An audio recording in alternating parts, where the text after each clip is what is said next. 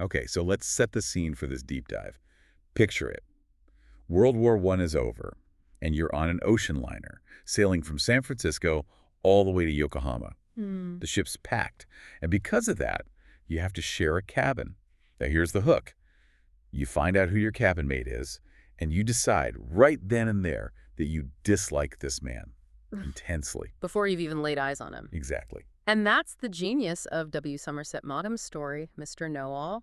It's so focused. It really holds up a mirror and forces you to look at your own, your own snap judgments. It's not just about not judging a book by its cover. Yeah, it's a lot sharper than that. It's a brutal look at snobbery, at prejudice. And that's our mission today. Yeah. We're going to track the narrator's assumptions about his cabin mate, Mr. Max Collada, and see how that perception just completely shatters by the end. Right. It all hinges on a high-stakes bet over a pearl necklace. And it reveals what real character looks like. It's a masterclass in storytelling. It really is. And we have to follow the little clues Maugham leaves because the narrator's prejudice is the engine of the entire story. It starts right away, even with the name.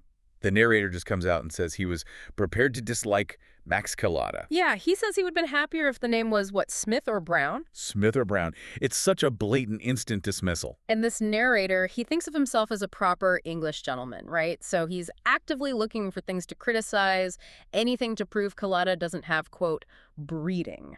And the list he comes up with is almost comical. It's so petty. It is. Like the luggage. The luggage. He's annoyed because there are too many labels on the trunks. As if having traveled is a character flaw. It's absurd. And it connects so perfectly to the setting, doesn't it? The closed portholes, the tiny cabin. It's all a symbol for the narrator's own closed mind. And those labels on the suitcase, I mean, that's what the narrator's doing, right? He's just slapping labels on Collada. Oh, and the toiletries. He sees Collada has expensive things. Coty scent, ebony brushes with a gold monogram. But he finds a way to look down on it. He does. He says the brushes could have used a scrub. He's literally looking for dirt to confirm his own bias. So then they finally meet face to face. And Collada is just a presence. Sturdy, dark skins, a hooked nose, and this huge smile with a row of flashing teeth. He's just immediately friendly, maybe a little too familiar. Right. He doesn't use Mr. No. Yeah. And the narrator sort of tactlessly asks him if he's English. And Collada's reaction is just fantastic. He doesn't just say yes. He whips out his passport and declares he's British to the backbone. He's performing.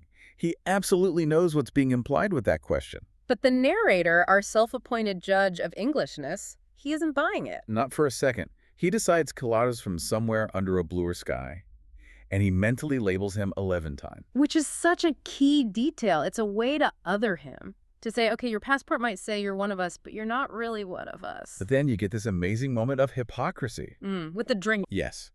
The ship is bone dry because it's prohibition. And our narrator, who is so concerned with dignity and proper Englishness, immediately accepts a dry martini when Collada pulls out a flask. He doesn't hesitate at all. He happily drinks the contraband from the man he considers his inferior. It's brilliant. It just shows you his so-called principles are completely flexible when it suits him. His own comfort comes first. And to be fair, Collada doesn't really help his own case. Yeah. His habits are, let's say, a lot to take. He's overbearing. He interferes in the card game, telling people where to play their cards. The 3 on the 4. Yes, and the unwanted card tricks, and just assuming the narrator wants to sit with him at dinner every night. He is a bulldozer of a man, which is how he gets the nickname Mr. Know-All. And he thinks it's a compliment. He has no idea they're making fun of him. Or maybe he just doesn't care. I think he's just totally wrapped up in his own confidence. Which makes those dinners so agonizing for the narrator. Collada holds court, and he's so dogmatic. He will not let a subject go until everyone at the table agrees with him. The idea that he could be wrong just doesn't enter his mind. So let's talk about that dinner table, because the other people there are critical. Right. So we have the narrator, a wheezy doctor, and then Mr. and Mrs. Ramsey. And Mr. Ramsey is this big, heavy American guy from the consular service, and he's dogmatic, just like Collada. So they immediately clash. He just can't stand Collada's confidence. And then you have Mrs. Ramsey. She's described as a very pretty little thing, very quiet with pleasant manners. The narrator also points out that she dresses simply because her husband's job is ill-paid. That detail is so important. Maugham is painting a picture of modesty and, quiet dignity. He also contrasts her physically with her husband, which often hints at some kind of incompatibility. And that's the setup for the big explosion. The conversation turns to pearls. Specifically, cultured pearls from Japan. And Ramsey, who probably knows nothing about pearls, starts an argument just to provoke Kilata. He just wants to see him taken down a peg. But he pushes the wrong button. Kilata gets so worked up, he thumps the table, he shouts. And this is when he reveals he's actually in the pearl trade. Right. He says, I ought to know what I'm talking about. He's on his way to Japan for his business. He's an expert. He's not just being a know-it-all, he actually does know it all, at least on this topic. So, feeling his oats, he points to this pearl necklace Mrs. Ramsey is wearing. A beautiful string of pearls. And he declares they're real, absolutely genuine. He says they're worth $15,000, maybe $30,000. And Ramsey sees his chance. He just grins and says he bought them at a department store for $18. And he bets Kilata $100 that they're fake. And Kilata, without a moment's hesitation, says, done. But watch Mrs. Ramsey. Her reaction is the first big tell. She gets so flustered. She tries to stop it, doesn't she? She says, you can't bet on a certainty, trying to signal to her husband that they're fake. And when that doesn't work, she pretends she can't get the clasp undone. She's desperate. Her whole facade of quiet distinction just cracks right there. She's terrified. But her husband is so caught up in his ego-driven fight that he just plows right past her. He undoes the clasp himself and hands the pearls to Kilata. So Kilata takes out his magnifying glass. He has this smile of triumph on his face. He's about to be proven right, and everyone knows it. And this is it. This is the moment the whole story turns. Before he announces his victory, he happens to glance at Mrs. Ramsey's face. And what does he see? Pure terror. The narrator says she was so white she looked like she was about to faint. Her eyes are just wide with this desperate appeal. And her husband sees none of it. Nothing. He's oblivious. Yeah. But Kilata sees it, and in that instant, he understands everything. He understands the pearls are real, that she couldn't have afforded them, and that exposing them as real would destroy her marriage. Exactly. So he pauses. You can almost feel him making this huge internal effort, and then he lies. He sacrifices everything. His $100, his professional reputation, his pride. He just looks at Ramsey and says, I was mistaken. He calls the pearls a damn thing worth about $18. He hands over the $100 and takes the humiliation. Ramsey gloats, tells him it'll teach him not to be so cocksure. And the news just flies around the ship. Mr. KnowAll was wrong. He becomes the ship's biggest joke. Mrs. Ramsey gets a convenient headache and disappears. But the next morning, the proof arrives. An envelope is slipped under their cabin door. Inside is a $100 bill. No note, just the money. Addressed to Max Kilata in block letters. It's from her. It's the confirmation. The pearls were real. So the narrator, who saw the whole thing, finally asks him straight up, were the pearls real? And Kilata's answer is what finally changes the narrator's mind. He just tears at the envelope. And he says, if I had a pretty little wife, I shouldn't let her spend a year in New York while I stayed at Kobe. Boom. He connects all the dots. The pearls were a gift from a lover in New York, and Kilata threw himself on a grenade to save the reputation of a woman he barely knew. And the narrator's last line is just perfect.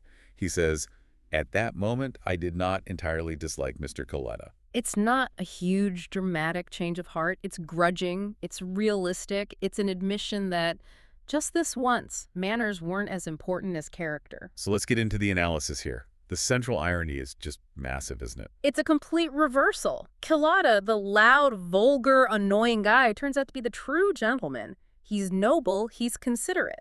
While Mrs. Ramsey, the picture of quiet, modest purity, is actually the deceitful one, the fake. And the pearls themselves, a symbol of purity, become the symbol of her impurity. It's such a clever twist. The pearls were real. Kilata was a real expert. He had a real heart. But all the things that look good on the surface, like Mrs. Ramsey's manners or the narrator's snobbery, were hiding something rotten underneath. And that gets back to the main theme of prejudice. The narrator is never named. That's deliberate. He can be any of us. His racism, calling Kilata a Levantine and judging his oriental smile, it completely blinded him to the man's actual worth. He couldn't see the person for the stereotype. Not until the very, very end. Let's go back to that $100 bill for a second. Mrs. Ramsey sends it to pay him back for losing the bet. Right, to cover his financial loss. But if she was being truly honest, if she really wanted to make things right, shouldn't it have been $200? That's a fascinating point. Why 200? Well, 100 to cover the money he lost to her husband, but another 100 because if the pearls were real, her husband lost the bet and should have paid Kalata. So the single $100 is a payment for his silence. It's not really an act of honesty. It keeps her secret safe, but it doesn't actually clear the moral debt. Exactly. It's a transaction. Wow. So in the end, Kalata's real gift wasn't just knowing pearls, it was reading people. He read that look of terror on her face and acted. The man who couldn't stop talking made the ultimate sacrifice of silence. Which leads to one final thought. The whole fight started over natural pearls versus cultured pearls, right? Nature versus man-made. So what does it say that Magam makes the real natural things in the story? The genuine pearls, Kilita's genuine act of kindness, the things that have to be hidden or disguised as fake. While the perfectly polished, cultured exteriors, Mrs. Ramsay's manners, the narrator's English snobbery, are what hide the deceit. It really makes you question what we think of as valuable, doesn't it? Are the very manners we praise just a way to hide who we really are?